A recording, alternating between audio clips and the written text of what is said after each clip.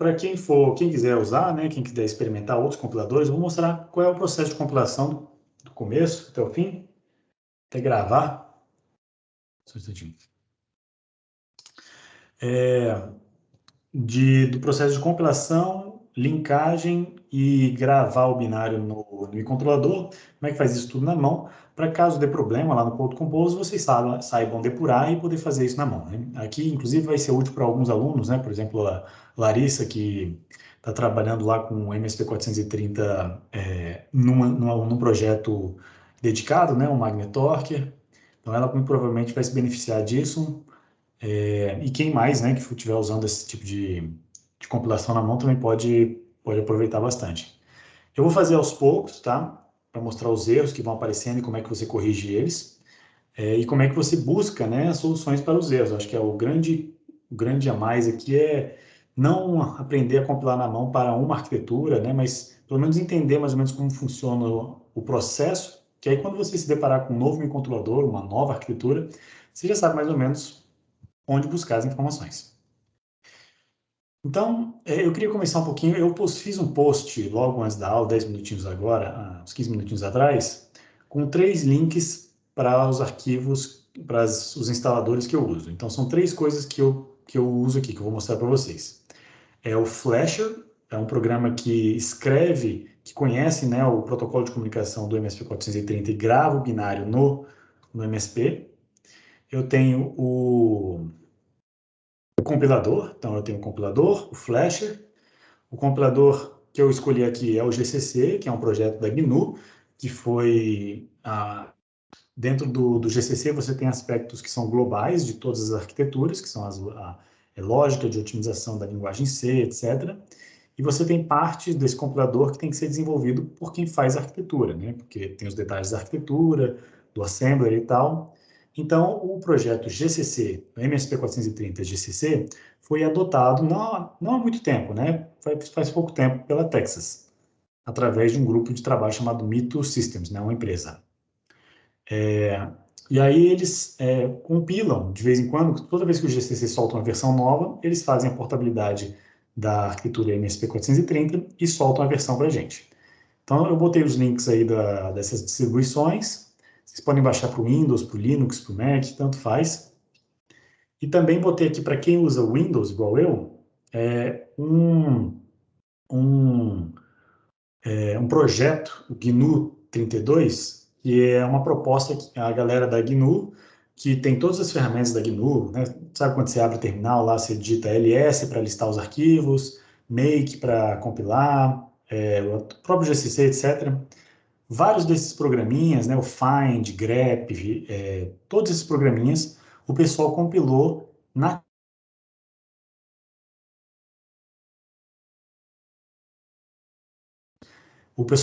só os binários.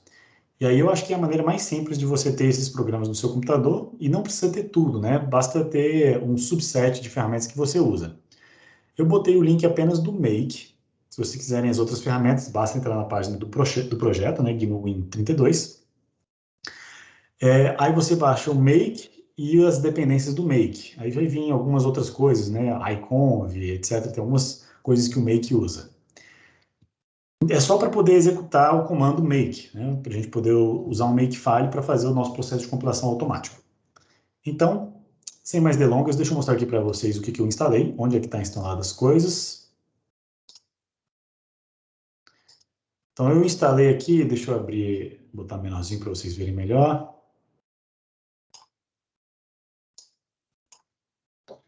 Peraí, deixa eu conectar meu tablet para eu ter um monitor aqui do que está acontecendo, para saber se o tamanho das coisas está bom. Eu instalei aqui uma pasta dentro do C2.GNU, tem o make, né? Tem o find também, que eu uso. Só esses programas da GNU que eu preciso. E aqui tem na pasta da Texas, TI, né, a pasta da Texas aqui, eu instalei o Code Composer, aí instalei o MSP Flasher e o MSP GCC. O MSP GCC, por exemplo, na pasta bin, a gente tem todos os binários do compilador, o GCC propriamente dito, o Archiver, né, o Assembler, o compilador para C++, o gerador de ELF, o editor de ELF, tem até o debugger aqui, ó, o GDB, tem o linker, o LD, tem programas que traduzem objetos binários, né, Object Copy. Tem um monte de coisas aqui, tá? Então, isso aqui faz parte do projeto MSP GCC. Além disso, sim, o projeto MSP GCC, ele também inclui, né, a pasta include aqui. Essa pasta include é onde vai ter aquele arquivo lá, o msp430.h, que é o header da arquitetura MSP430. Então, você tem que adicionar. A gente geralmente usa isso aqui, né, para facilitar a nossa vida. Aí pode fazer na Tora também, não tem problema. E também o Flasher. O Flasher é um programa para você gravar, tá? Nada disso aqui tem GUI, né? Não tem interface gráfica, tem que rodar tudo na linha de comando. Tá? Então, esses são os programas que eu uso. E aí eu criei aqui na minha pasta de usuário uma pastinha chamada MSP330 e botei uma pastinha chamada Blink. Aí aqui só tem dois arquivos fontes, tá? Primeiro blink.c e um blink.h.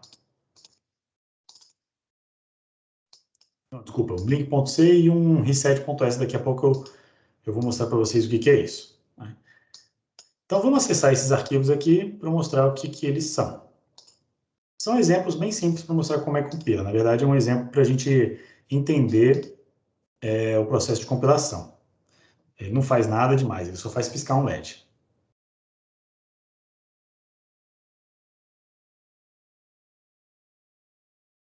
Então, esse aqui é o Blink, é o programinha base, né, para a gente começar a trabalhar.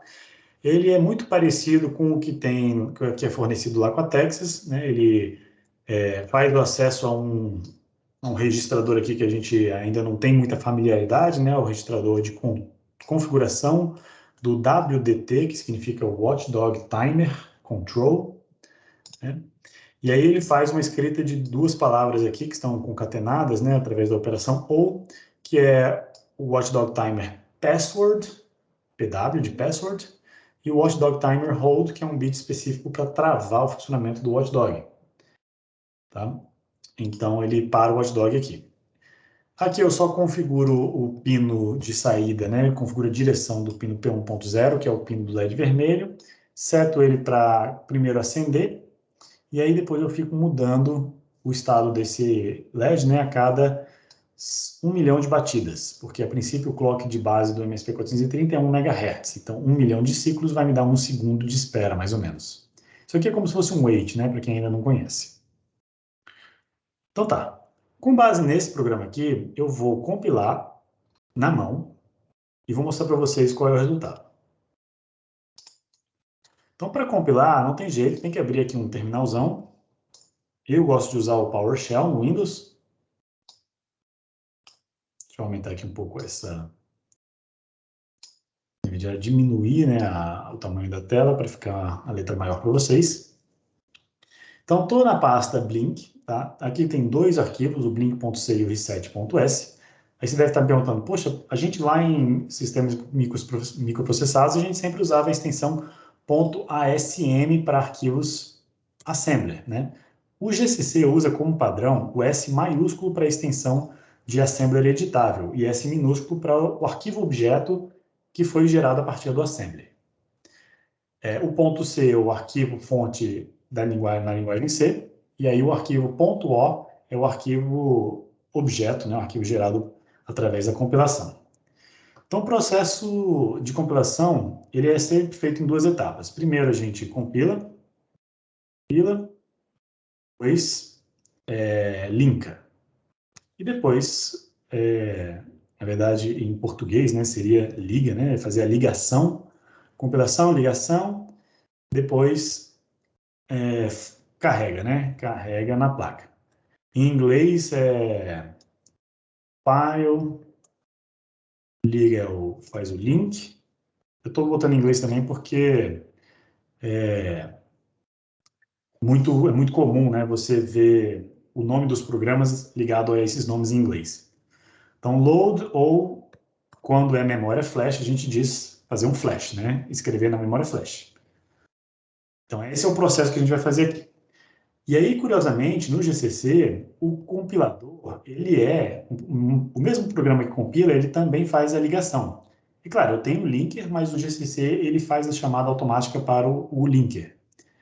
Então eu posso chamar aqui, olha, onde eu instalei o meu programa, foi em C2 pontos, TI, MSP GCC, e aí tem lá na pasta bin, tem aqui na pasta bin o MSP 430 ELF é o formato de saída, gcc.s. Tá? Esse é o programa que compila.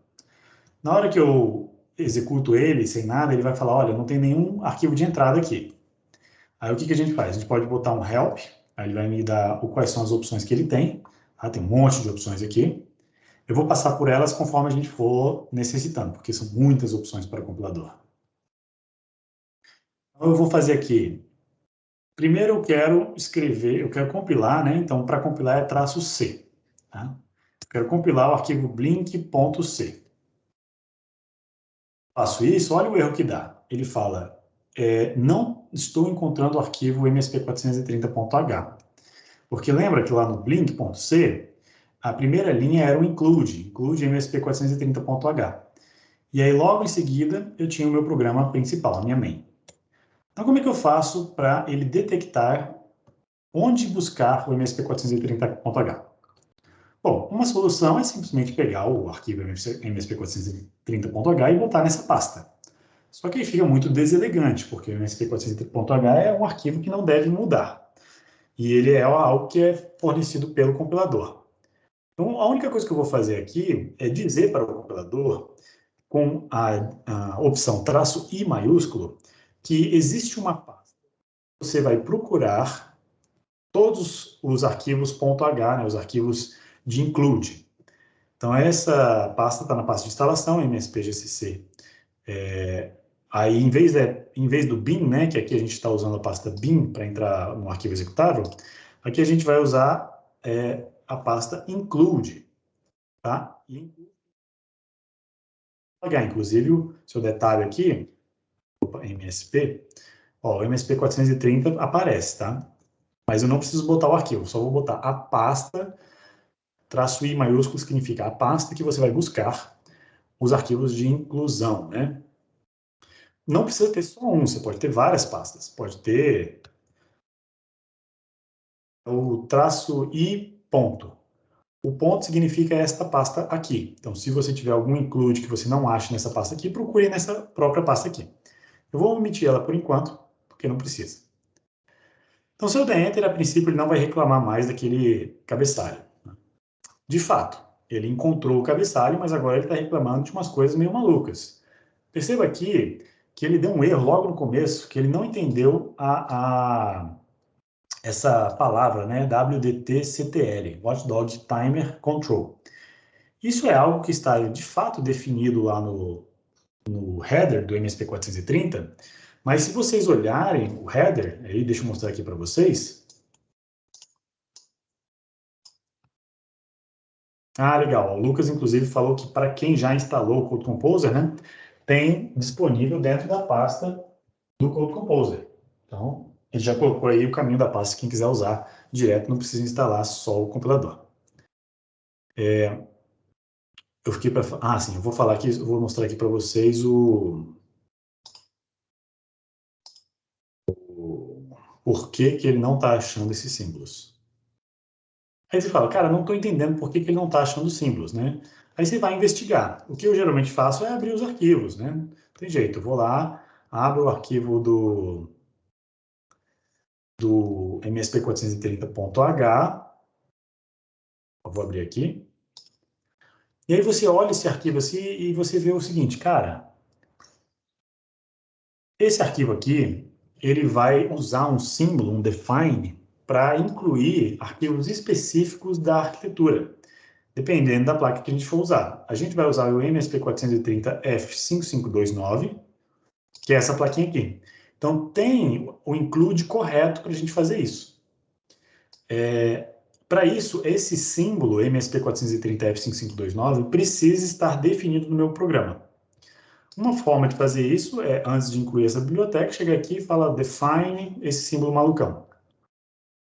Só convenhamos, isso aqui é uma solução bem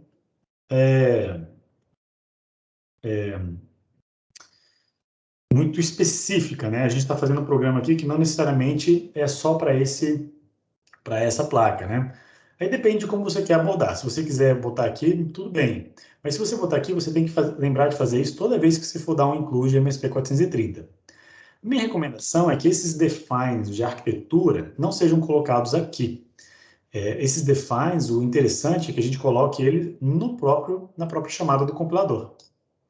Então, quando a gente chegou aqui no nosso terminal, né, e executou essa linha de comando, tem como a gente também incluir alguns defines por fora. Então, o traço D maiúsculo permite a gente definir alguns símbolos. E se eu definir aqui o MSP430F5529, com 2 underlines na frente e atrás, e der Enter, agora ele compilou. Olha que legal. Então, do arquivo blink.c, ele gerou um blink.o. Só que o arquivo blink.o ele não é suficiente para fazer o programa funcionar. Ele pode até funcionar. Mas tem alguma coisa que está faltando aqui. Vou mostrar para vocês, tá?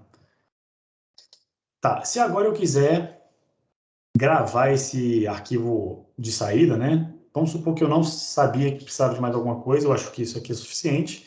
Eu vou gravar ele no meu microcontrolador. Como é que eu faço? Para gravar ele no microcontrolador, eu vou usar aqui o Flasher, né?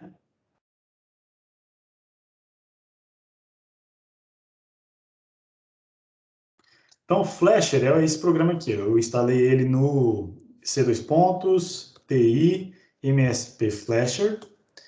E aí eu vou ter aqui dentro do Flasher o bin. Não, peraí. Vou abrir aqui a pasta para... Porque eu acho que tem mais um subdiretório dentro, quer ver? Ah, não, ele já está aqui. É o MSP430 Flasher.s. Se eu executar esse programa, ele vai me dar... aí ele fala assim, ó, tem uma ferramenta baseada com interface gráfica, você pode olhar o Uniflash, né? Mas ele dá aqui um help, né? E aí esse help diz o que eu tenho que fazer. Tem que tomar muito cuidado com esse help aqui, porque algumas dessas opções aqui, ele detona um fusível da sua placa e impede que você consiga programar ela novamente. É quando você está em produção, né? Você terminou de desenvolver o seu software, já validou, e agora você está produzindo, você quer programar ele uma vez e nunca mais. Aí você usa essa opção para queimar o fusível para ele nunca mais ser programado, que é essa opção aqui, ó, "-F". "-F permanently secures JTAG access to the target MSP", tá? Então isso aqui, ó, é irreversível. Ele detona o acesso do SPY-by-wire. Então, se vocês verem eu colocando "-F" aí, grita, para eu não fazer isso, porque eu já fiz isso uma vez e perdi um MSP. As opções que eu quero que a gente use aqui é a opção, eu já conheço, né? Então, eu quero usar a opção "-W, para usar o arquivo de programação, .rex. E aí tem algumas coisas que a gente usa. Por exemplo, o arquivo "-W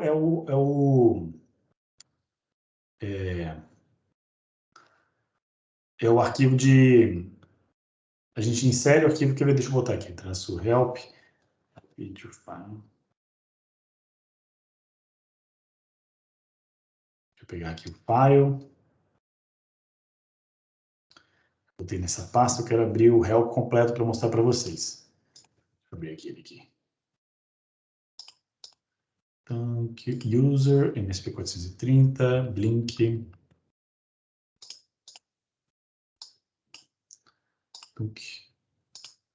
O Windows tem esses problemas, né? O histórico do terminal dele não é muito grande, então todas as opções acabam não aparecendo aqui. Então, as opções que eu vou usar aqui é a opção, vamos lá, "-W, file name", ó. Essa opção aqui, ó, "triggers a memory write operation". The accept formats are TXT, que é um formato específico da Texas, ou o hex, né, que é o formato padrão da Intel, A43 hex. E aí um problema que a gente vê aqui é que esse flasher, ele não gera a saída nesses formatos aqui. Ele gera a saída no formato ELF, que é o padrão da GNU. Mas, por sorte, nós temos o programa Object Copy, tá? E aí vamos usar o Object Copy para fazer essa transformação. Então, caso vocês se deparem com um caso desse tipo, né? O que vocês precisam fazer, em File, você pode fazer o seguinte, você vem aqui lá na pasta do GCC, então c:/ti/msp gcc bin, aí o programa chama-se Object Copy. Tá? O Object Copy, ele copia, né, o binário, o programa-alvo, né, o código de máquina, num formato para o outro. Porque esses arquivos aqui, esses arquivos, por exemplo, link.o, ele tem símbolos de compilação aqui dentro, tem informações para o depurador também. Tá? Então, ele não é um arquivo que só tem código de máquina dentro dele, não, ele tem outras coisas também. Então, a gente precisa transformar um formato no outro. Então, para fazer essa transformação, eu vou botar o Object Copy, e aí eu vou jogar como saída aqui o tipo Intel Hex, essa é uma das opções dele, e aí eu vou pegar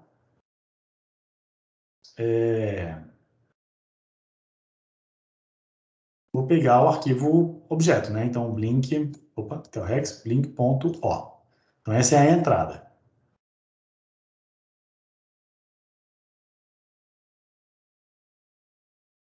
E a saída, eu quero, vamos chamar aqui de blink.hex, tá? Essa é uma opção, tá? A opção eu vou transformar no formato ihex, o arquivo blink.o no arquivo blink.hex. Tendo feito isso, ele gerou o arquivo blink.hex, que inclusive é um arquivo que você consegue ler no seu editor de texto. Esse é um arquivo compatível, eu posso usar ele para programar. Então, eu posso fazer aqui o flasher, né, traço W, é o blink.hex. Além disso, né, o flasher ele detecta automaticamente as conexões do USB, então ele já sabe que o meu MSP tá plugado aqui, né? E aí eu vou botar aqui algumas opções, por exemplo, traço V para verbals, traço G para botar opções de depuração e traço Z para opções de tensão. Ele sempre pede aqui um VCC, tá? Quando eu dou Enter, ele começa a programar e aí fechou. Fez. Ele deu um erro aqui, peraí.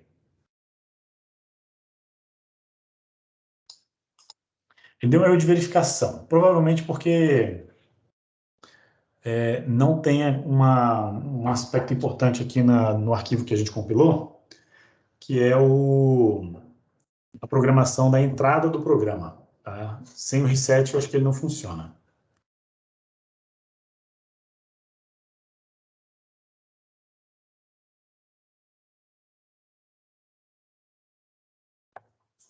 Para a minha plaquinha, para ver se ele programou. Programou, mas nada tá... Não, ele programou, ele programou. Alguma coisa, esse erro aqui eu não sei o que é, mas ele programou de fato e o meu microcontrolador está rodando um programa novo. Mas não aconteceu nada no meu microcontrolador. Tá? Isso é porque falta a gente botar o ponto de entrada do programa. E aí, para fazer isso, eu preciso programar o vetor de interrupção do reset, né? Que é quando você programa, ele reseta e começa a funcionar. Quando você aperta o botão de reset, ele chama o endereço que está no vetor de interrupção do reset. Tem algumas formas de fazer isso. Então, deixa eu mostrar aqui para vocês.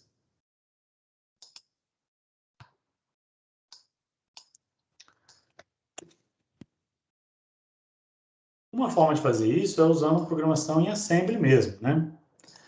Eu vou, por exemplo, o meu arquivo .c, ele começa numa rotina chamada main, mas poderia ser qualquer coisa, tá? Poderia ser qualquer nome de função aqui. Mas esse nome main, eu preciso saber que eu começo meu programa por aqui. Então, toda vez que eu reseto, eu tenho que ter uma interrupção que vai me jogar para essa função. E essa interrupção, então, vai ser a rotina de reset. E aí, o que eu faço? Toda vez que aqui no meu arquivo reset.s, que é um arquivo um arquivo assembler, eu vou falar assim, ó, eu tenho um símbolo global chamado main, tá? Que eu quero começar o programa a partir do símbolo global. E aí, dentro do ponto text, né, da memória flash, isso aqui significa dentro da memória flash, eu vou colocar apenas uma instrução, com um label específico chamado reset. Então, uma instrução que é um branch incondicional, um salto incondicional, que vai direto para a rotina main. Tá? Então, toda vez que eu tiver o reset, eu quero vir para a função main. E aí, esse endereço aqui, né, o compilador vai escolher onde ele vai colocar esse cara aqui, mas o endereço dessa instrução aqui, eu vou colocar ela dentro da tabela de ISRs, tá? Então, eu vou colocar esse endereço. Toda vez que eu apertar o reset, eu quero que ele chame automaticamente esse endereço. Então, eu vou para a seção específica chamada reset vector, tá? É a mesma coisa que lá em C, né? Para quem estava quem fez microprocessados, é a mesma coisa que fazer um pragma vector igual a reset vector, tá? Aí você botaria uma função reset, interrupt, reset, que não faz nada além de fazer um go to main, tá? Seria mais ou menos assim. É isso que faz o meu reset em assembly. Eu prefiro fazer em assembly porque eu tenho acesso à memória e porque esse pragma vector aqui não funciona no GCC. É um pouco diferente no GCC. É um tanto deselegante fazer isso aqui no GCC. Então, eu optei por não fazer dessa forma, estou fazendo só em assembly. E aí, agora, como é que eu faço para compilar esse arquivo assembler, né? A ideia principal é que você compile primeiro todos os arquivos fonte, tá? Então, deixa eu apagar tudo aqui, blink.rex, rm blink.o, tudo que tinha antes eu apaguei, deixei só o código fonte. Então tá aqui somente código fonte. E aí eu vou usar o GCC, aqui, esse mesmo comando que eu usei, para compilar com essas opções aqui o meu arquivo .c, compilei. Vou usar o assembler, né, para compilar o arquivo .s. Opa, eu chamei ele de reset.s. Tá? Você vê que o GCC ele faz as duas coisas, né? Ele funciona tanto para o assembly quanto para o arquivo com extensão .c. E aí agora eu tenho dois arquivos objeto, o blink.o e o reset.o. Uma outra forma, o GCC, como ele faz tanta coisa automaticamente, a gente acaba nem percebendo o que ele faz, mas o GCC, na verdade, ele chama um programa específico para compilar assembly, que é o AS. Né? Só que o AS tem outras opções aqui, porque ele não tem esses defines, né? Então, o bom do assembler, do GCC, é que ele já separa os arquivos, ele separa as opções que você passa para ele para os executáveis corretos. Ele, inclusive, dá um warning aqui, falando que ele gosta quando o assembler termina com uma nova linha. Deixa eu só fazer isso aqui para ele, porque senão ele vai ficar chateado. Pronto, fiz. Então, ó, só para vocês verem, ele gerou esse arquivo a.out. E o a.out tem exatamente o mesmo tamanho do reset.o. Só para vocês verem que as opções são um pouco diferentes do assembler para o GCC. Eu confesso que eu prefiro usar sempre o GCC, tá? Eu não gosto de usar o assembler assim, separado. Eu sempre uso o GCC e deixo o GCC se vira. Ele olha a extensão, ele escolhe os parâmetros corretos para os arquivos que ele quer chamar, e ele se vira. Então, eu acho muito prático, muito confortável usar dessa forma.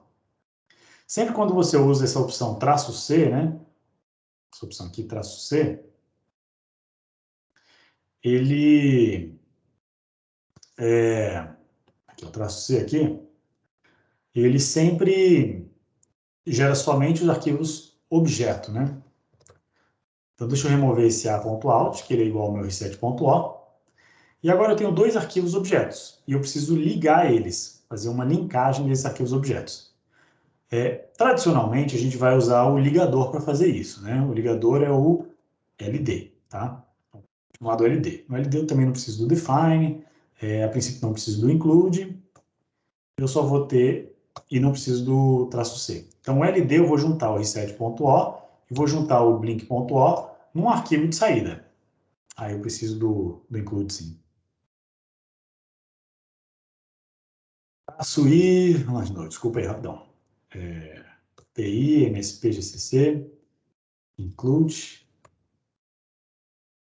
Ah, não, aqui é outra coisa, aqui é o problema outro. Tá, lembrei. É que o linker, o ligador, ele usa algumas referências específicas dele, né? Ele busca arquivos já pré-compilados, tá? E aí ele busca alguns símbolos, né, em arquivos objetos que ele já conhece. Por exemplo, essas referências aqui ele não está encontrando, né?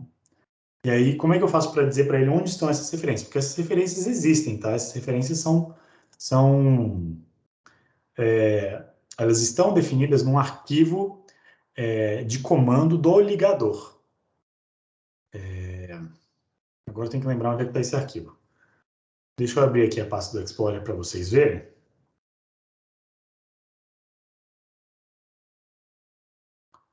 Olha só.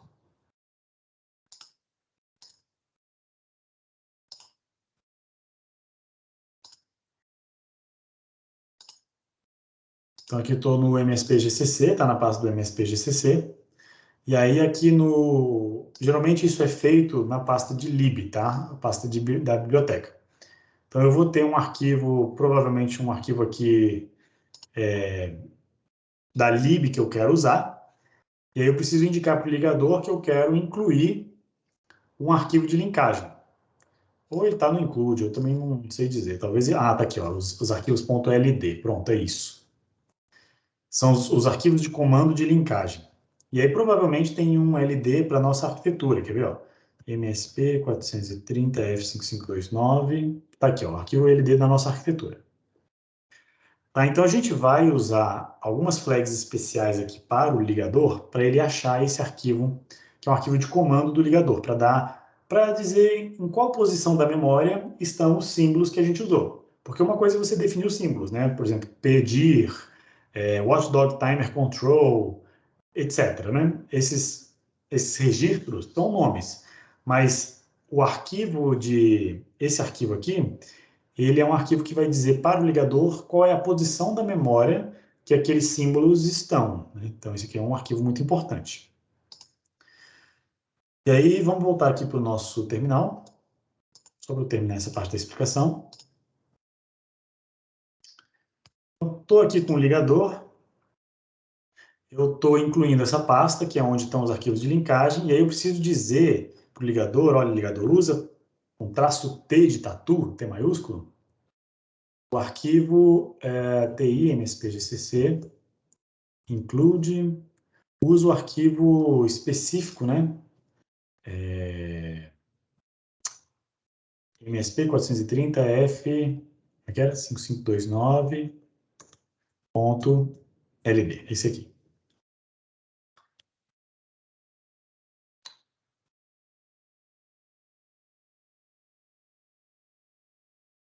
O que aconteceu aqui?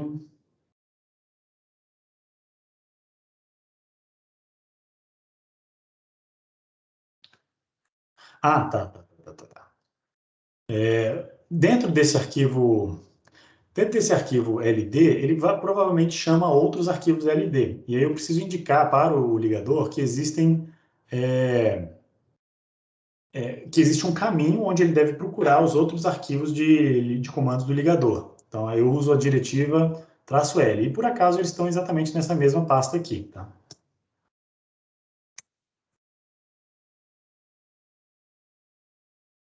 Beleza.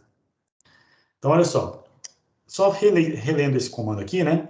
Eu chamei o ligador, o linker, LD, com o traço "i", para incluir... eu acho que nem preciso do traço i, tá? Porque o ligador não precisa incluir os arquivos .h. O ligador não precisa disso aqui, não, ó. Ó, também funcionou, tá vendo?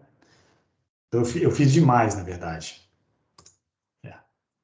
Eu só preciso indicar para o ligador onde estão os arquivos de linkagem, que é -L, e por acaso estão na mesma pasta do include, e eu preciso indicar qual é o arquivo de comando que eu vou usar para fazer a linkagem, que é esse arquivo de LD aqui que é fornecido pela Texas. E depois eu tenho que falar quais são os arquivos que eu vou usar para ligar. Eu quero ligar, né, conectar ou juntar os arquivos objetos que eu compilei anteriormente. E aí ele faz a ligação e gera um bináriozão completo para a gente, que é esse A.out aqui. Que vocês podem ver, ele é a soma dos dois anteriores. Ó. 1000 bytes para esse, mais 700 bytes para esse, dá 1700 bytes no final. Tá? É basicamente a soma dos dois. Tá? Tirando alguns bytes de cabeçalho e etc. Basicamente juntar os dois, como o nome implica, né? Ligar, juntar os dois.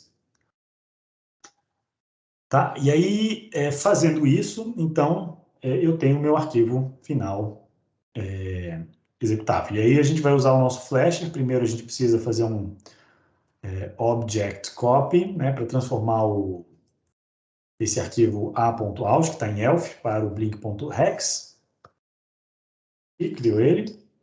E agora eu vou programar usando o Flasher, né? Flasher. Vou usar o blink.hex e vamos ver se... Ahá! Olha que legal, agora foi. Ele não só programou direitinho, como... Olha o efeito aqui. O LED está piscando. Então ele está piscando mais ou menos numa taxa de 1 segundo aceso e 1 segundo apagado, como era de se esperar. E a única coisa que estava faltando no meu programa era o ponto de entrada, né? Que a gente tem que usar usando programação assembly ou usando lá o padrão do GCC, que é um pouco mais complexo que o Pragma que a gente usava lá na Texas. Tá? E aí, então, só para finalizar essa parte, caramba, tô meia hora falando. Só para finalizar essa parte, eu queria só comentar que tudo isso que eu fiz aqui pode ser feito num passo só. Então, deixa eu remover aqui os arquivos que eu criei, o a.out, o blink.hex, o blink.o, o reset.o.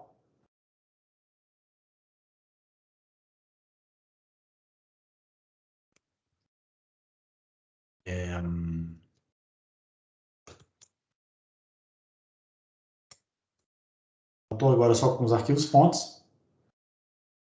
O que está acontecendo aí, gente? Foi mal. A Larissa está com um problema aqui na transmissão, né? Isso geralmente acontece quando dá uma falha na conexão, na hora que eu fiz a transição de telas.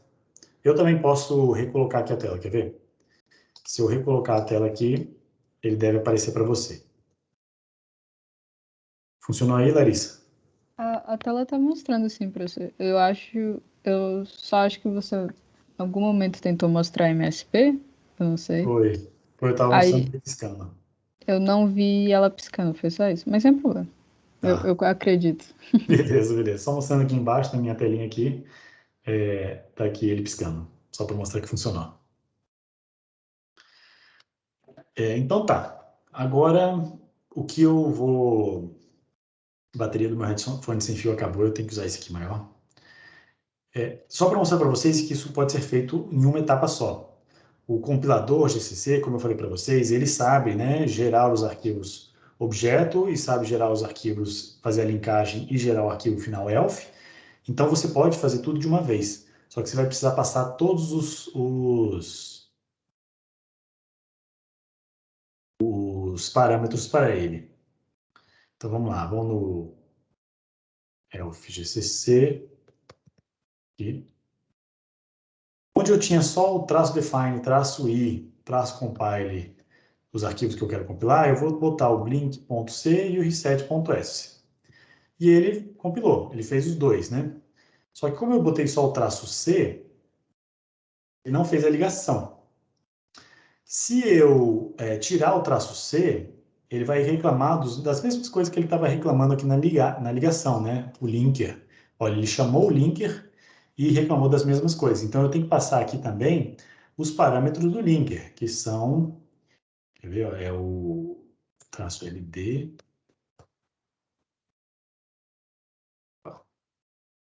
LD, que é esse traço L coisa, traço T negócio. E aí eu vou aqui no mesmo programa de antes e vou botar essas opções aqui.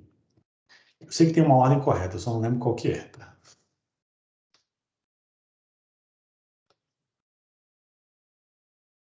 É...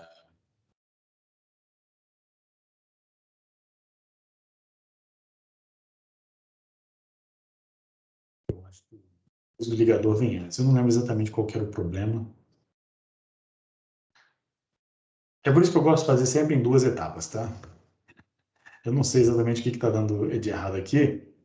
Então, eu vou remover o reset.o. Eu sempre gosto de fazer em duas etapas. Eu gosto de compilar, usando as opções de compilação. Então, usando o traço C para compilar apenas. Pop, compilei. Aí ele gera o ponto .o aqui. Aí depois eu tiro o traço C, boto as opções do ligador. Então, tiro esse traço D e o traço I, e boto as opções do ligador, que são essas aqui de cima, né? Esse traço L e o traço T de tatu. Aí, agora os arquivos são os arquivos .o, então blink.o e reset.o.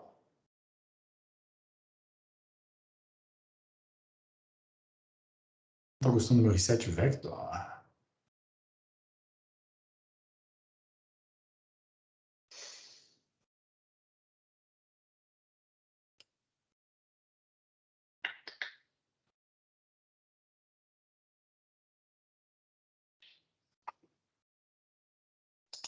Mas quando eu chamo o traço LD, funciona.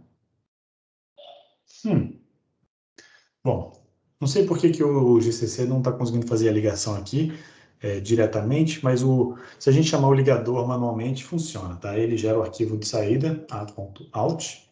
Se você não gosta do nome a.out, você pode também mudar, né, chamando o ligador e botando a opção traço O, traço output, e vamos chamar de blink.elf, para dizer que é um arquivo .elf. Aí ele chamou aqui o arquivo .elf. Aí a gente só usa o object copy para converter o arquivo blink.elf no arquivo blink.hex, que é o que o Flasher usa, e vamos usar o Flasher para programar. Aí ele programa. Então, é assim que a gente faz manualmente, tá? Então, são essas as etapas. Acho que não vai dar tempo aqui, eu estou com um tempo meio avançado. Eu não vou falar sobre Makefile, mas eu posso passar o meu Makefile para vocês, caso vocês queiram usar. Então, eu posso passar aqui para vocês sem problema. Então tá. Gente, alguma dúvida, alguma curiosidade? Muito complexo? Então, para usar o GCC, eu recomendo esse workflow aqui com o Makefile. Você bota numa IDE de sua escolha, né? O Visual Code ou o Sublime, qualquer editor de texto que você goste mais, e aí vai funcionar numa boa. Você não precisa do Code Composer completo. Para fazer a depuração, né? Você precisa do GDB, que é o GNU Debugger, que é uma ferramenta extremamente poderosa. Tem até interface gráfica para o GDB, caso você queira, que é muito útil também. Uma interface gráfica para o GDB, inclusive o Code Composer Studio, né? Então, dito isso era mais curiosidade, não é exatamente o que a gente vai usar aqui no curso. Eu vou agora abrir o Code Composer Studio para a gente continuar os nossos estudos. Na verdade, eu nem vou abrir o Code Composer porque eu queria falar um pouco sobre os temporizadores.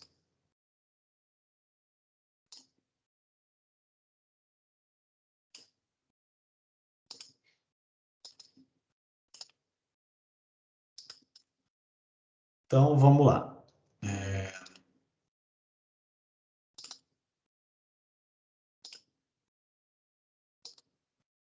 Eu estou abrindo aqui os documentos para eu ter uma referência.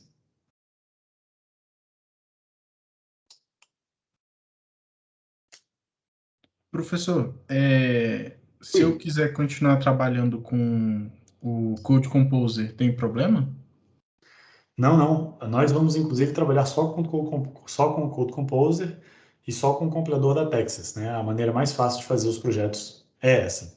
Eu optei por fazer essa demonstração aqui para vocês, porque eu acho que a gente está no nível, né, para falar sobre isso, e assim, é a técnica que é importante aqui, é como que você aborda o problema de compilar e programar um microcontrolador que não seja o MSP430, vai que você encontra outra arquitetura que você vai trabalhar no futuro, né? Aí você tem sempre a sequência, você precisa conhecer essa sequência, que é compilar, fazer a ligação e depois fazer a programação, o flash, né? Não, beleza, obrigado, professor. Não por nada. Então, deixa eu passar aqui no quadro.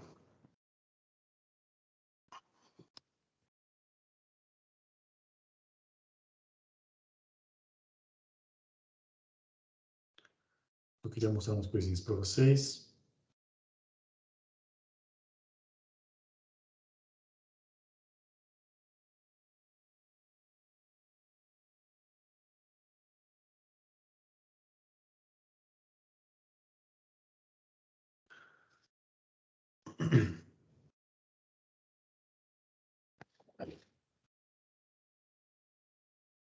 Tem um bug aqui, mais um bug de antes.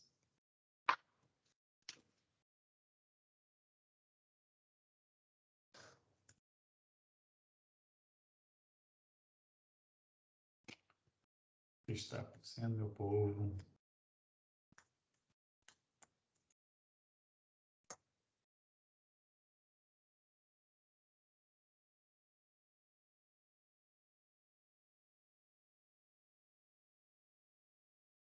Ok. Agora foi.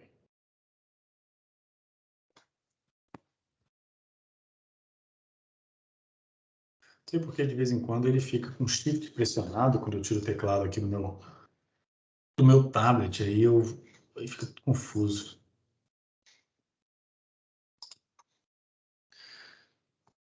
A última aula foi a aula de laboratório, né? Então não tem nada escrito aqui, mas vamos para a aula 5.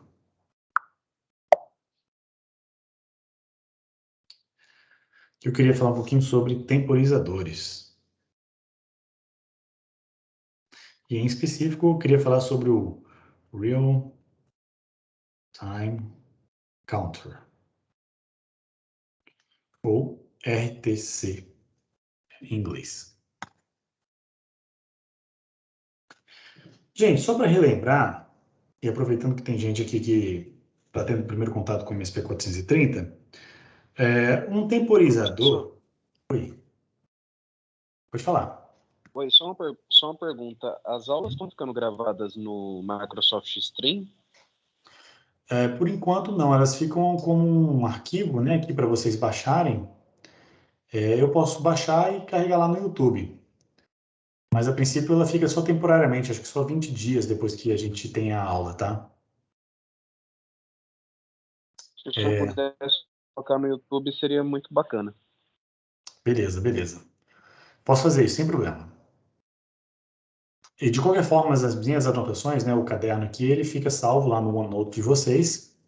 Caso você queira acessar minhas anotações, você vai lá na nossa equipe, clica ali na aba Caderno, e aí vai ter todas as minhas anotações disponíveis para vocês. Tem o seu caderno pessoal e você vai ver também o meu caderno compartilhado. Perfeito, valeu, professor. Ok. Então, aqui, vou fazer um recapitulativo aqui do que é timer, tá? Do que significa, como é que a gente usa, né? Como é que a gente trabalha com timer, e vou falar especificamente, né? Já vou dando uma guinada nessa explicação para um contador de tempo real, ou RTC Counter.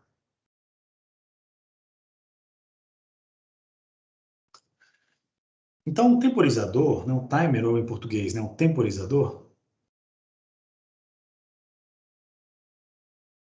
é um dispositivo que, como o próprio nome indica, ele conta tempo. E ele é composto por 3 elementos fundamentais. Uma referência de tempo,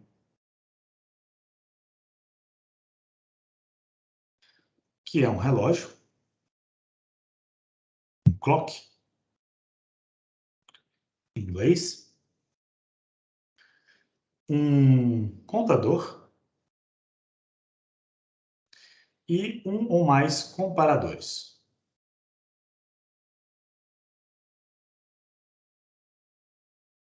Apenas e um ou mais.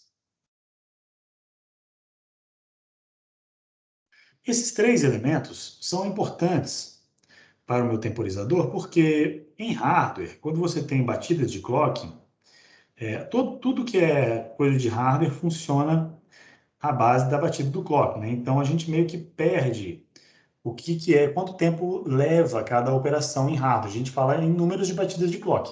Então vai levar tantas batidas de clock para a operação terminar, né? E aí, dependendo da velocidade do clock, essa operação vai ser realizada mais rapidamente ou mais devagar. O contador é o elemento fundamental aqui do nosso temporizador.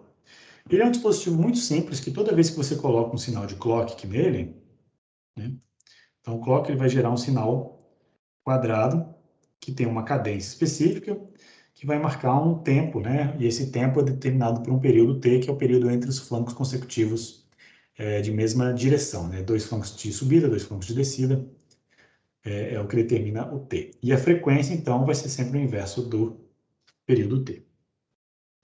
Esse sinal ele vai ser levado para um contador, que vai contar de 0 até um número finito.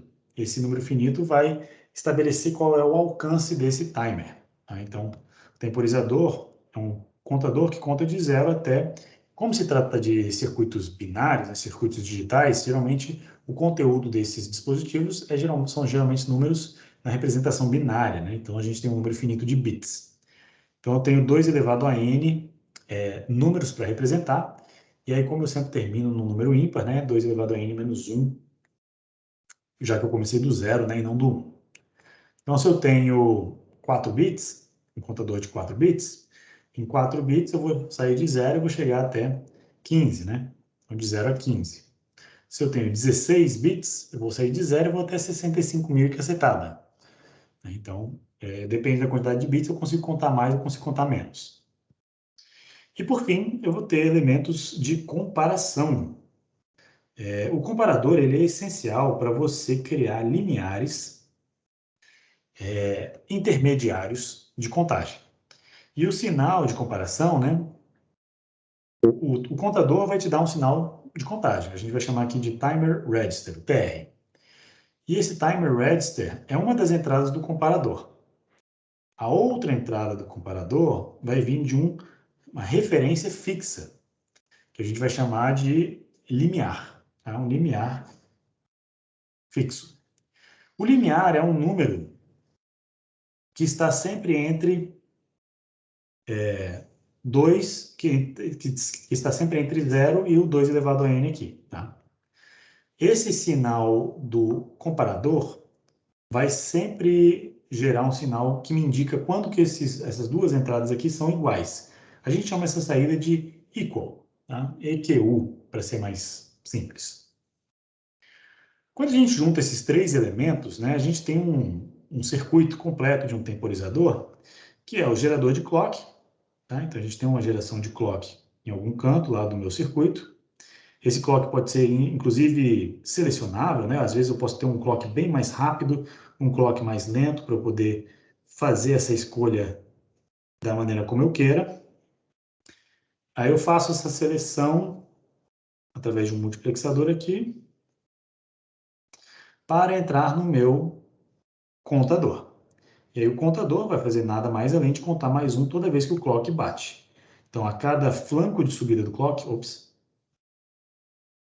a cada flanco, né, essa entrada com um triângulozinho significa que é sensível ao flanco do clock. Então, todo flanco do clock, né, se eu botar aqui maior,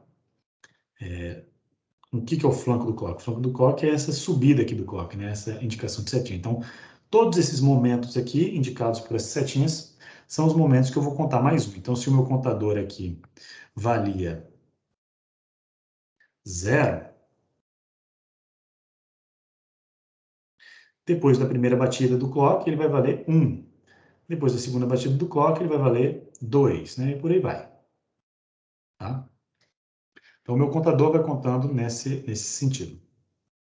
E esse sinal ele vai ser distribuído para vários comparadores. Um temporizador não precisa ter apenas um comparador, né? Ele pode ter vários se ele quiser.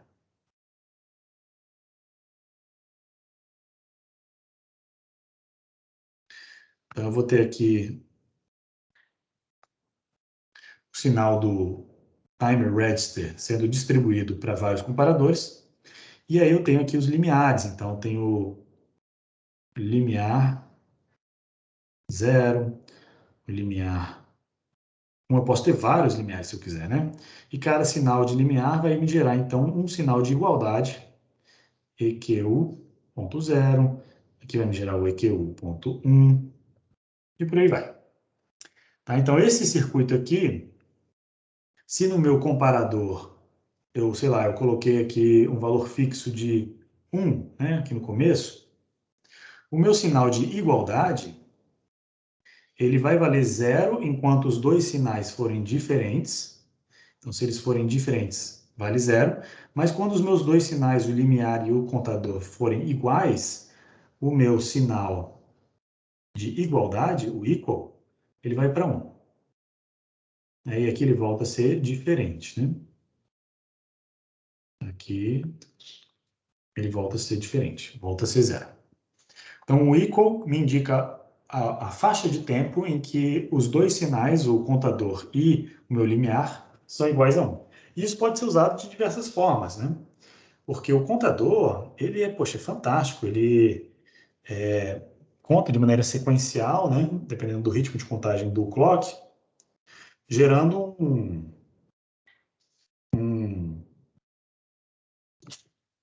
esqueminha, né, de contagem.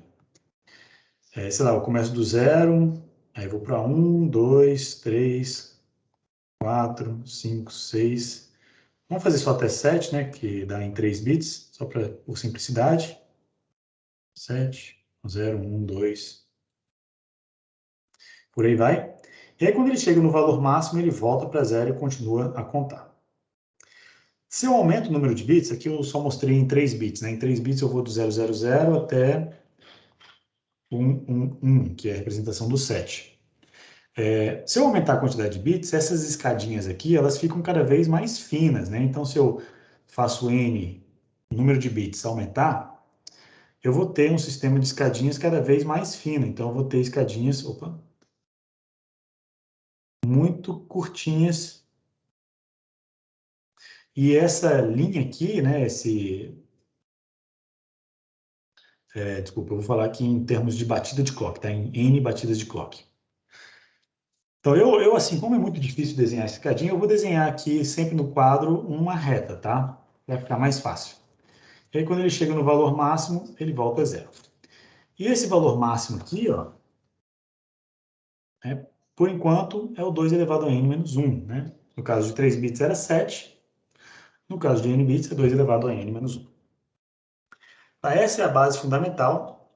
O bacana disso, né, é que os limiares, esses limiares intermediários aqui, equal o limiar 0, limiar 1, eles são valores que eu vou colocar aqui no meio da contagem, são valores que variam entre 0 e 2 elevado a n menos 1.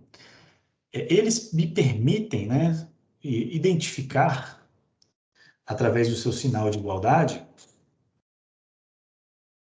EQ.0 e o EQ.1, né, vou chamar aqui de L0, L1. Quando que esse evento acontece? Então, suponha que eu tenho aqui o evento L1 acontecendo, o EQ.1 ele vai acontecer nesse momento, né? Se eu tenho o L0 que acontece nesse instante aqui, o EQ. Opa, desculpa, desenhei errado. O EQ.0 vai acontecer nesse instante aqui. Rapidinho.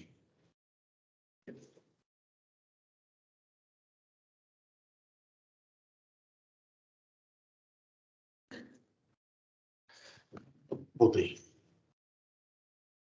E aí, em alguns temporizadores, esses limiares são configuráveis. Em outros temporizadores, esses limiares são fixos. É o caso do RTC. O Real-Time Clock, os limiares L1 e L0, ou os N limiares que ele tem, são fixos. E aí eu vou ter aqui...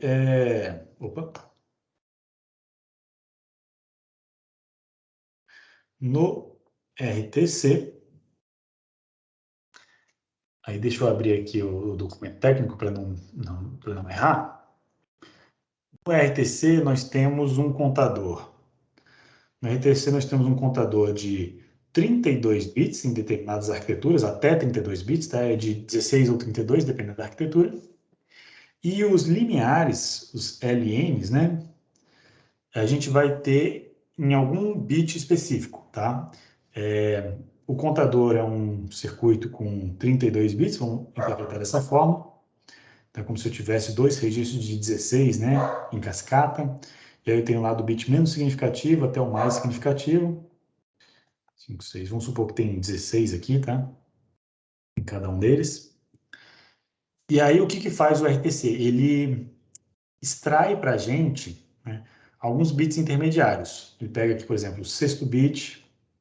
Então, vou chamar aqui de Q6. Ele pega aqui o nono bit, o Q9. Ele pega o 15º bit, Q15. Por aí vai, né? Até o Q31. O último bit aqui. Então, se eu começo do 0, em 32 bits eu termino no 31º. E aí você vai escolher um desses bits aqui para dar o momento de interrupção. Se o contador começar a contar, né, se ele começar a contar lá no 0, olha só, LN.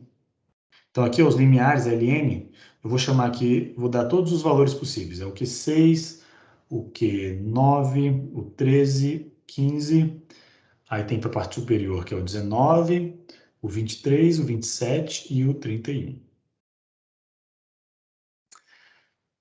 E aí, olha só, se o contador está contando, né? 000, 001, 0010, 0011, 0100, 0101, 010, opa, 10, 0111 e 1000. Olha só, conforme você avança nos bits para mais significativos, o que acontece? O tempo necessário para você contar e chegar até que esse bit seja setado, por exemplo, vamos supor que eu peguei esse bit dessa segunda coluna aqui, né? Basta 2 batidas do clock para esse bit ser setado. No Watchdog Timer, se esse bit é setado, um evento acontece. Esse evento pode ser duas coisas. Pode ser o reset global, ele vai resetar o processador, ou pode ser uma simples interrupção que eu queira tratar eventualmente. Se eu escolher o bit mais para a esquerda, né, um bit com maior significância, vamos supor que eu escolhi aqui essa coluna aqui. Você percebe que ele vai demorar mais tempo para ser ativado, né? E se eu escolher esse aqui, ele vai demorar ainda mais tempo. Então, eu vou ter mais tempo de folga para poder trabalhar antes do processador ser resetado. Então, isso aqui, na verdade, é uma forma de você codificar um limiar sempre em potências de 2, tá? 2 elevado a 6, 2 elevado a 9, 2 elevado a 15, por aí vai. Então, são limiares, apesar de fixos, você tem bastante escolhas, tá? E quando você tem um clock fixo, um clock de referência extremamente preciso, esses limiares, eles têm um significado maior, que é um significado de tempo. Então, vamos supor o seguinte. Se o meu clock bate a 32.768 Hz, que é o número 2 elevado a 15. Tá? 2 elevado a 15 Hz. 32 kHz. 32 kHz. Quantas batidas de clock eu vou precisar para contar um tempo T de 1 segundo? Quantas batidas de clock N eu vou precisar para ter um tempo de 1 segundo? Basicamente, a fórmula geral, né, para a gente ter o tempo que um timer conta, que um temporizador conta, é o seguinte: o tempo total é dado pelo número de batidas de clock multiplicado pelo período do clock. Né? Talvez eu use o T minúsculo aqui para esse tempo total, para eu continuar usando o T maiúsculo para o período. Então, N batidas de clock vezes o período do clock, CLK, vou chamar de período do clock. Qual que é o período do clock? O período do clock é sempre o inverso da frequência, né? Se eu tenho a frequência, eu tenho o período. Então, uma outra forma de expressar esse tempo aqui é o número de batidas de clock sobre a frequência do clock. Que vai ser, então, uma forma de obter esse N, né? Eu posso isolar o N nessa expressão. O N vai ser o tempo total que eu quero obter vezes a frequência do clock. Então, esse N aqui vai ser 1 segundo vezes a frequência do clock, que é 32.768. Como era de se esperar, né? Bastante intuitivo esse exercício aqui. Opa! Para um clock de 32.768 Hz, eu preciso, né, aguardar 32.768 batidas do clock. E aí, como isso aqui é o 2 elevado a 15, basta eu pegar no meu relógio aqui, no meu contador,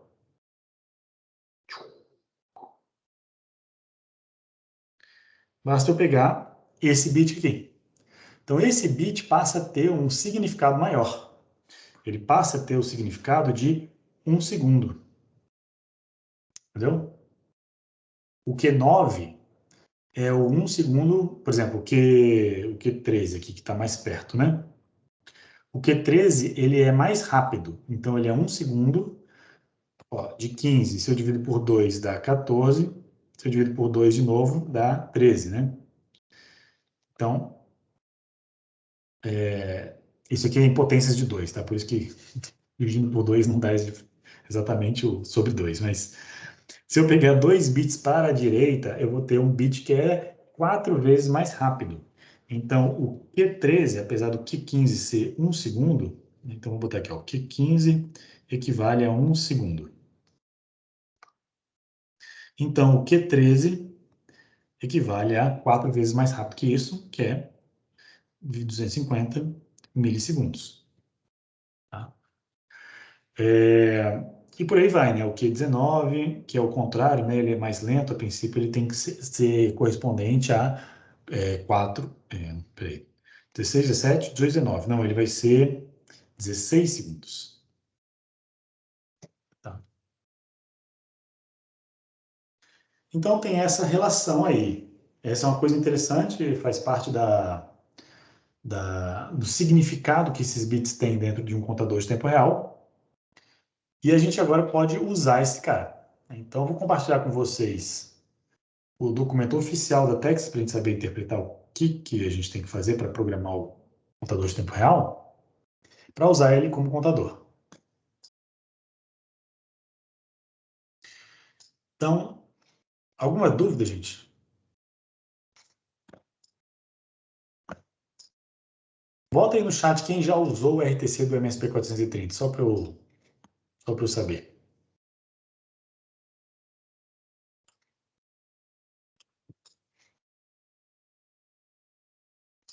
É pouca gente que usa, no final das contas, lá em SISMIC. Como a gente não pede, né, na disciplina, a gente não ensina na teoria também, então... Já usei, professor. Eu acho que já usei até em prova. Ah, é? Olha só. Acho que foi uma prova que eu fiz com o Mintsu.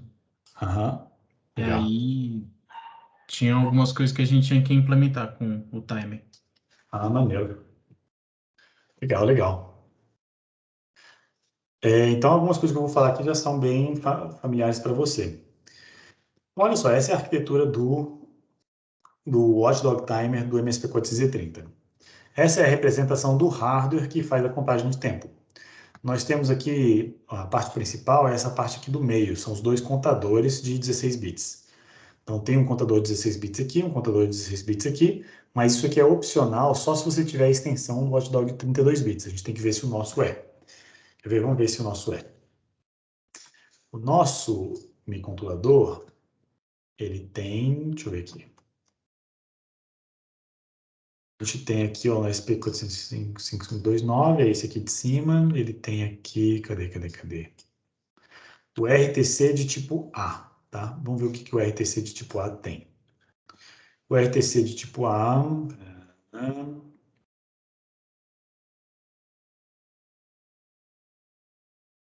geralmente isso é uma das primeiras coisas que aparece. Que RTC é muito usado.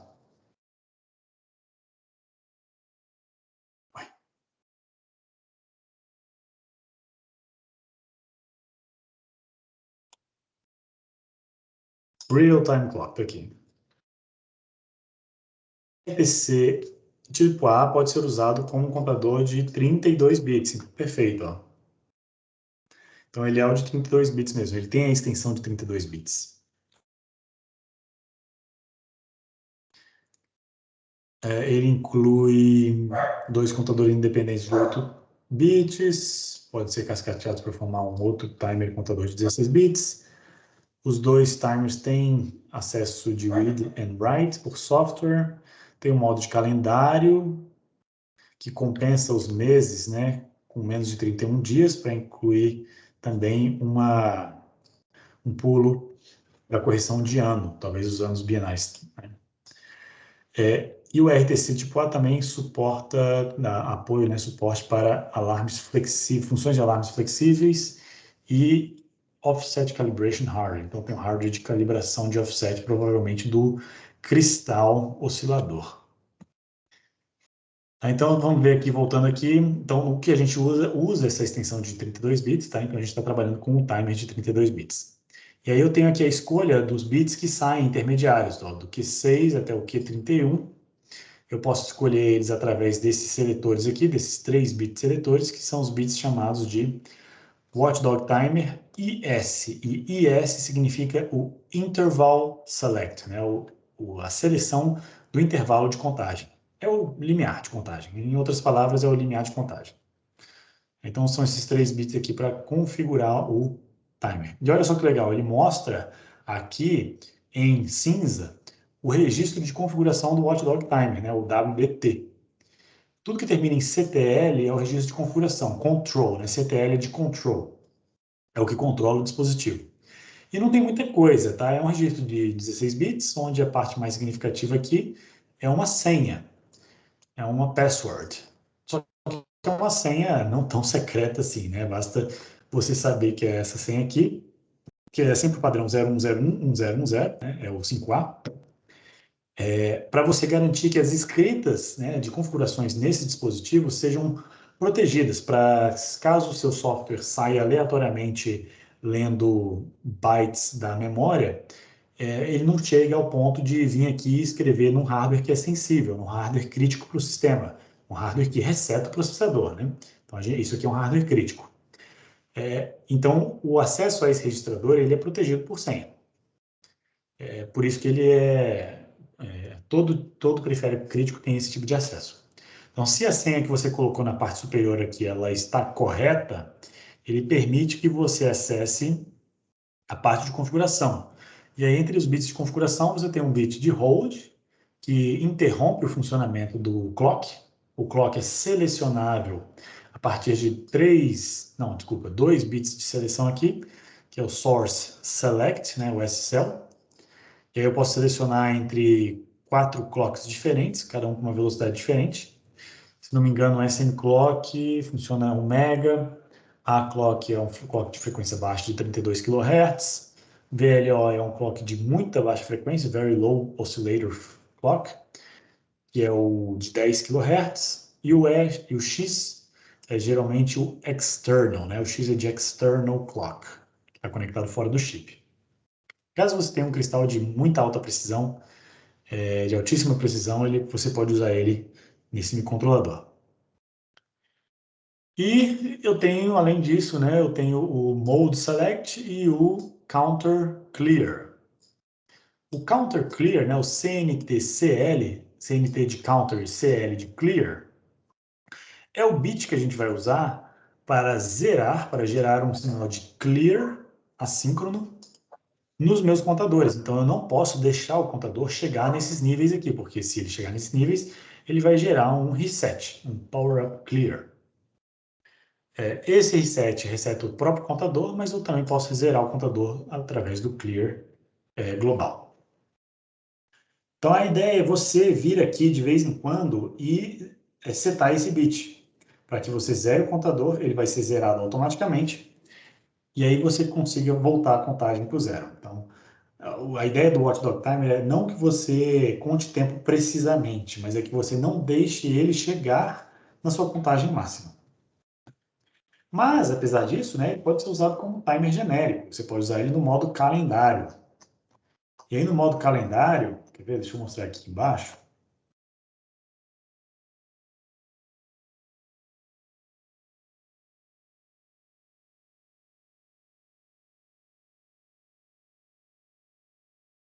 Ai, não tem não, né?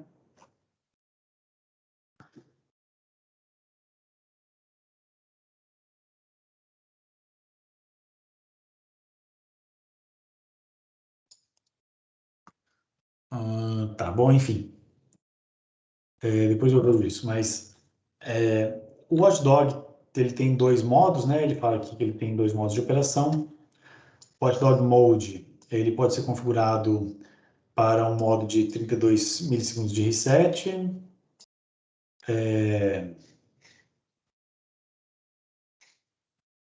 Ele tem um modo Watchdog para resetar o processador.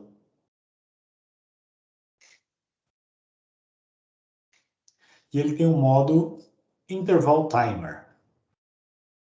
No modo Interval Timer, o Mode Select, né, o TM, o bit TM tem que estar setado, tem que ser levado para 1, para a gente usar interrupções periódicas. Então, em vez de resetar o processador, ele vai gerar uma interrupção. E aí a gente vai usar a flag do Watchdog Timer Interrupt Flag, FG.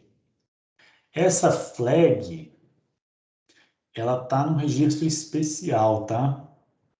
Qual que é o registro aqui?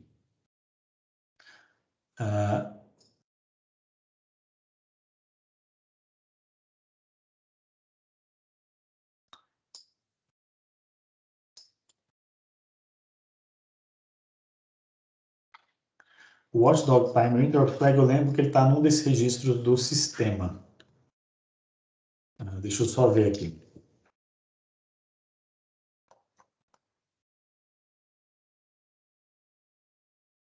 O Interrupt Flag não está aqui. Ó, inclusive, aquele negócio que eu falei para vocês, ó, quando o Watchdog está no Q15, ele fala aqui, ó, a referência é 1 segundo. Né? O Q19 são 16 segundos. O 23 são 4 minutos e 16 segundos. Né? O Q31 são 18 horas. E aí para baixo eu coloco mais rápido. Então 2 elevado a 3 é 250 milissegundos e por aí vai. O mais rápido que ele consegue chegar é o 2 milissegundos aqui de intervalo. Professor, a gente pode escrever nesse CTL dele para reiniciar o código todo remotamente? Por exemplo, o código entrou num loop, né? Num modo que não faz nada. Aí eu quero reiniciar de longe, né? Uhum. Aí eu mudo uma variável que reinicia o código do zero. Tem como? Será? Só se você tiver uma interrupção mais prioritária do que o seu programa que está em loop infinito, por exemplo, a interrupção da porta serial, e aí você manda um comando para resetar. Aí o programa de interrupção da porta serial, ao receber esse comando, vai escrever no Watchdog Timer para o Watchdog Timer resetar. Uma forma de fazer isso é você escrever no registro de configuração com a senha errada. E aí, se você usar a senha errada, ele reseta. Ah, interessante. Eu só queria mostrar para vocês onde é que está essa flag. Essa flag está nos registros de sistema, tá? System Resets, esse aqui, ó. Ela é tão importante que ela vai lá para os resets prioritários. Esses registros no sistema aqui. Deixa eu achar ele aqui. Aqui. Então, o SFR são os Special Function Registers, registradores de função especial. Dentro deles, eu tenho o Interrupt Enable do Watchdog, que está aqui, no SFR Interrupt Enable 1, e eu tenho o SFR IFG1, que IFG é de Interrupt Flag. Aí ele está aqui embaixo, é o bit menos significativo, que é o Watchdog Timer IFG. Então, curiosamente, a flag do Watchdog Timer e o habilitador local do Watchdog Timer não estão no registro de configuração do Watchdog. Eles estão no registro especial de configuração do sistema, junto com a máscara de interrupções não mascaráveis, o bit de falha dos osciladores e informações da porta JTAG, né, de acesso JTAG. Então, essas aqui são informações extras, né, para a gente poder usar na nossa aula prática da quinta-feira. Então, isso aqui é importante saber. O que mais que eu tenho aqui que eu posso mostrar para vocês?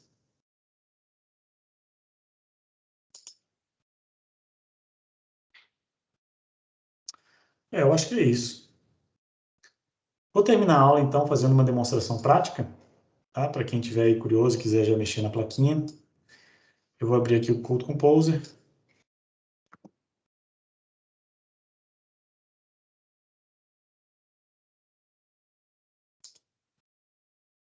Deixa eu apagar esse cara aqui, que eu não lembro o que eu estava fazendo com esse projeto. Mas, ó, eu vou vir aqui, novo projeto, Code Composer, CSS Project. Uma outra forma de fazer isso é clicar aqui nessa setinha e dar CSS Project, muito mais fácil. E aí, selecionando aqui em cima o MSP430F5529, né? Quer ver? Deixa eu botar aqui na área. Selecionando aqui em cima a placa que você quer, né? No caso, é melhor digitar, porque senão ele demora para achar. Você bota F5529, escolhe ele aqui. Aí você dá um nome para o seu projeto. Então, Watchdog Timer Demonstration. Vou usar o compilador da Texas, porque a gente viu que o compilador da GNU aqui no CSS está bugado. Então, vou usar o compilador da Texas. Vou começar um projeto vazio e vou dar um Finish. Nesse projeto vazio aqui eu tenho essa primeira linha que mexe no Watchdog. E é exatamente isso que eu vou aproveitar para trabalhar aqui.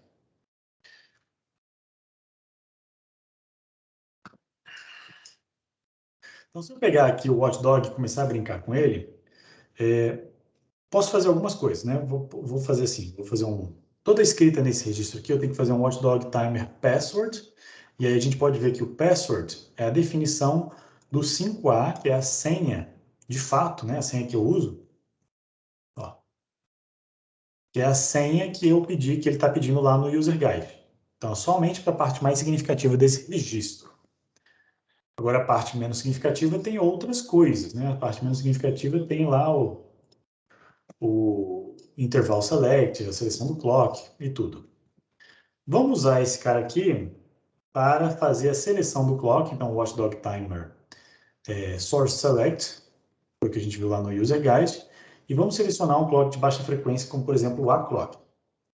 Para quem estiver curioso como eu faço essas coisas, eu sempre começo a digitar o nome do periférico, WDT, seguro Ctrl e aperto espaço. Quando eu seguro Ctrl e aperto espaço, Ctrl Space me permite acessar a ferramenta de completagem automática do Code Composer. E aí, conforme eu for digitando, ele vai me dando as escolhas. Então, por exemplo, Interval Select, ele tem algumas escolhas aqui para mim, tá? Interval Select pode ser numérico, 1, 2, aqui, ó, 0, 1, 2, 3, 4, 5, 6, 7, ou com 2 underlines já vem uma versão um pouco mais rica em semântica, né? De 2 elevado a uma determinada potência. Então, 2 elevado a 6, a 64, tem 2 elevado a nona, né, que é o Q9, é 512, 32K é o 2 elevado a 15, que é o que dá 1 segundo. Mas vamos pegar esse aqui, o 32K. 32K de um clock de 30 com um clock de 32K vai me dar mais ou menos 1 segundo. Então, escolhi o intervalo, escolhi o clock. O que mais que eu preciso escolher? Só. Aí eu vou observar a flag, lembra que o mode, né, o padrão do mode, o modo de operação do Watchdog, ele está sempre em modo de Watchdog, e eu não quero isso, eu quero modo de intervalo, porque se eu deixar rolar, depois de 1 segundo o processador vai resetar. Então, Watchdog Timer, TM Select, e aí se eu setar esse bit aqui, o TM, Timer Mode, eu vou para o modo de intervalo, né? Então, isso aqui é senha, né, password. do watchdog. Mode. Intervalo. E aqui eu tenho a seleção do clock, né? O clock selecionado é o ask clock. E aqui é o intervalo.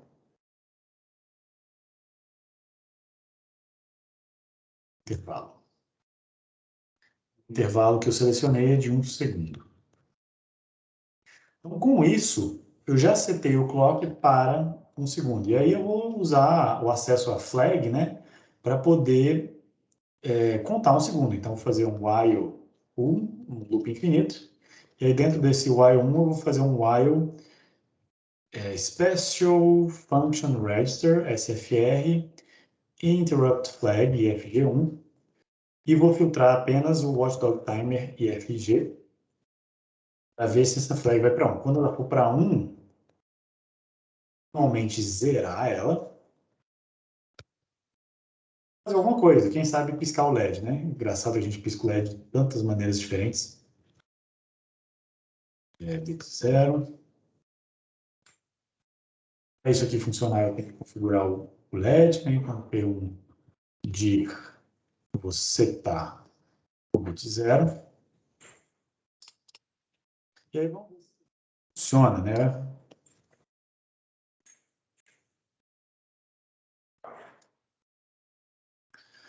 Compilei, deu certo. Tá? Deixa eu voltar aqui. Ó. Compilei, deu certo, não deu nenhum erro. Eu vou agora passar para a depuração, então entro em debug. Esse aqui é o analyzer de low power. Então, proceed. E aí ele está aqui pronto para executar. Eu vou dar play, resume, e ver se ele roda.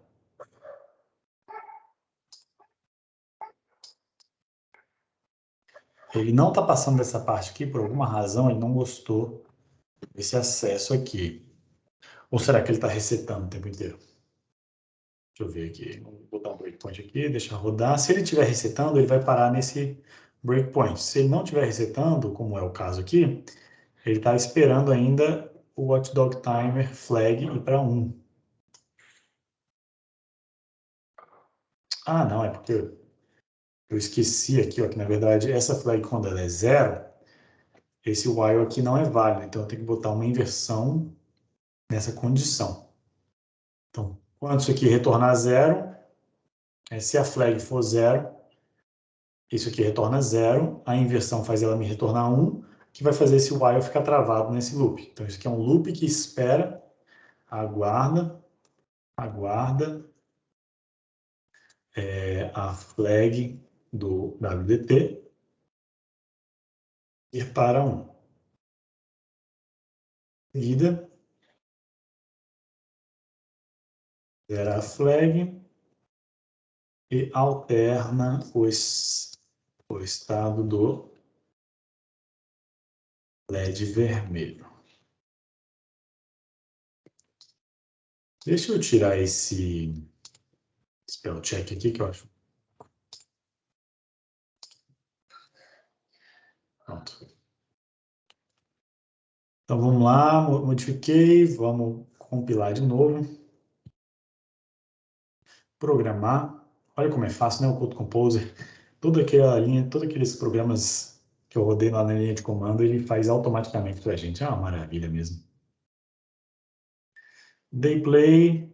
Estou dando uma olhada aqui no meu controlador se teve sucesso. Aparentemente ainda não. Então vamos investigar qual que é o erro. Deixa eu ver aqui o que está rolando. Então vou abrir os registros de configuração do Watchdog Timer. Venho aqui na aba Registers. Vou lá nos registros especiais, IFG1. E vou ver que a flag do watchdog efetivamente ainda está em 0. Vamos ver como é que está o watchdog. Watchdog timer. Eu tenho o registro de contagem. Cadê? Eu tenho acesso ao registro de contagem? Eu nem sei. Eu acho que não.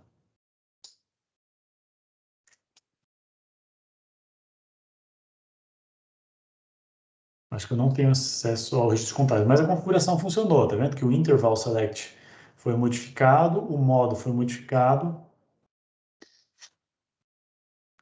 o hold está em 0, então ele não está travado. Será que é o clock que não está batendo, hein? Professor, esse clock, esse ACLK é o RTC? O ACLK é um clock interno, né, chamado de Auxiliary Clock, que por padrão ele bate em 32 kHz, tá? Ah, sim. Ok. Por padrão, mas você pode configurar. No MSP tudo é configurável. Interval select. Bom, vamos dar um clear aqui, né? Vamos ver se ele vai. Ih, eu acho que eu acabo de resetar. Porque eu não posso modificar sem botar a senha correta, né? Será que ele bota a senha correta para mim? Watchdog hold.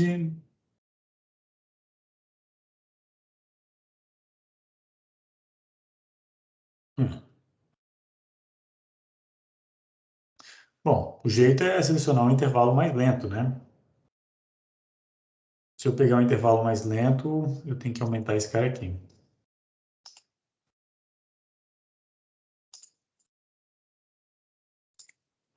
Ah, não, essas scripts aqui não são permitidas, elas geram reset.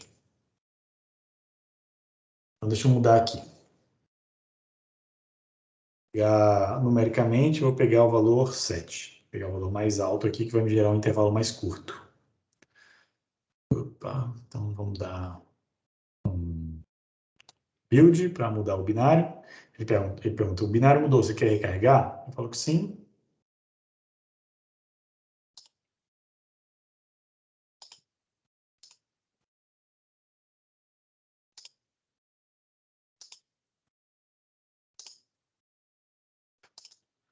Vou botar um breakpoint logo em seguida. Ah, ele está funcionando.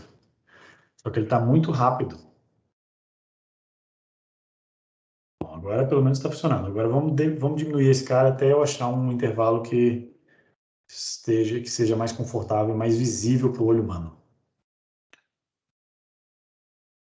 A princípio, o que deveria dar um segundo é o 4 mesmo, o que estava.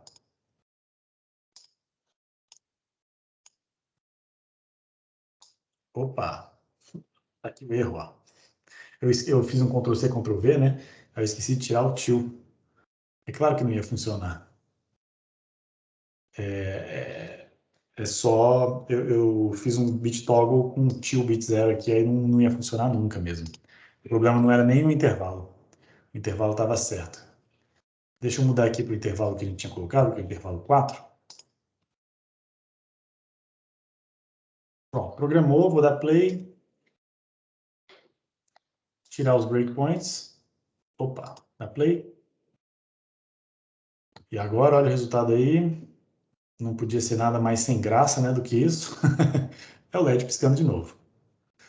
Só que agora, quem está fazendo piscar o LED é o Watchdog Timer, né? Então ele está contando 1 segundo, deixa o LED aceso, mais 1 segundo, deixa o LED apagado. Então, o Watchdog Timer, a conclusão da aula de hoje é a seguinte. O Watchdog Timer, apesar da sua limitação, né, que você não tem muitos limiares para definir, ele tem algumas vantagens. O hardware é muito simples, ele gasta muito pouca energia, tá, para contar, então ele geralmente sempre é usado para funções simples. A gente pode usar ele para duas coisas aqui no nosso projeto. Interromper o sistema para fazer a troca de contexto, ou seja, para executar o kernel. 2, usar ele para resetar o processador caso o kernel trave, tá? Se você tiver um programa rodando com muita prioridade e o kernel não conseguir executar, aí o Watchdog vai lá e reseta o sistema. Nesse segundo caso, o kernel, de vez em quando, ele tem que ir lá e alimentar o cachorro, né? Dar um kick no Watchdog. Ou seja, zero o contador do Watchdog. Ao fazer isso, ele impede que o sistema se resete, né, num comportamento normal. E isso é importante ter, tá? Vamos tentar fazer dessa forma. A outra vantagem de usar o Watchdog é que o Watchdog é um dos contadores que tem uma das maiores prioridades no sistema. Se você for usar a interrupção dele, ela se sobrepõe Há muitos outros temporizadores, em algumas arquiteturas. Não sei se é o caso do 5529, porque eu já mudei tanto de plaquinha, eu tenho que revisitar esse tema eventualmente. Mas quando a gente for programar, a gente dá uma olhada no timer de mais alta prioridade, para usar ele como o timer de interrupção de troca de contexto do nosso sistema operacional. Tá? Então, com isso, eu finalizo a aula de hoje, né, uma parte um pouco mais teórica sobre temporizadores. Tem algumas videoaulas sobre o assunto, quem quiser se atualizar e assistir um pouco da parte teórica, com mais detalhes do que eu... Porque aqui foi realmente só uma pincelada mesmo. Quem quiser mais detalhes, eu posso passar as videoaulas específicas sobre o assunto. São vídeos curtinhos, tá? De 10, 15 minutos, mas são vídeos interessantes. Então, mais uma vez, gostaria de agradecer a todos a atenção. Eu vou fazer como o Gabriel, né, que sugeriu colocar os vídeos no YouTube, vou botar as nossas aulas gravadas, as que ainda estão presentes aqui, vou botar lá no YouTube, provavelmente hoje ou amanhã. Então, muito obrigado pela atenção. Pessoal, a gente se vê na quinta-feira, então, para implementar, para brincar com o Watchdog e começar a implementar o nosso kernel do SO. Professor, Oi. até onde eu me lembro, o Watchdog é o de maior prioridade na F5529. Então é isso mesmo. Eu me lembrava que era mais ou menos Para isso. lembrar que eu sou o monitor, né? E eu É tenho que verdade, apresentar para o olha resto aí. da turma. Que beleza. Esse é o Eduardo, tá, gente? Eu falei com eles, eu comentei com eles na aula passada. O Eduardo vai ser o nosso monitor, ele vai me ajudar aqui a manter o rastreamento, né, e o acompanhamento de vocês com relação ao desenvolvimento. E aí, caso vocês tenham dúvidas pontuais, o Eduardo pode tirá-las. Pode ser, eu tinha combinado com vocês, né? Eu gostaria de usar o chat aqui do Teams para responder e tirar dúvidas. Quando eu ver uma pergunta, eu vou deixar ali algum tempo para o Eduardo responder. Então, Eduardo, sempre que você puder, dá uma olhadinha na nossa equipe para ver se tem perguntas novas. E quem quiser, se vocês estiverem com muitas dúvidas, se a gente avançar muito no nosso curso, e vocês perceberem que vocês estão com muitas dúvidas, o Eduardo, a gente pode marcar eventualmente uma sessão de tirada de dúvidas, onde ele pode revisar algum tema, fazer alguns exercícios selecionados, e aí eu passo para ele, guio o que ele tem que fazer. Mas, a princípio, o Eduardo já fez essa disciplina, então ele sabe bem o caminho das pedras, né, Eduardo? Eu ainda lembro das coisas. Só não tô Beleza. com uma plaquinha agora para testar. Tinha um rapaz que estava com uma plaquinha disponível. Deixa eu ver aqui.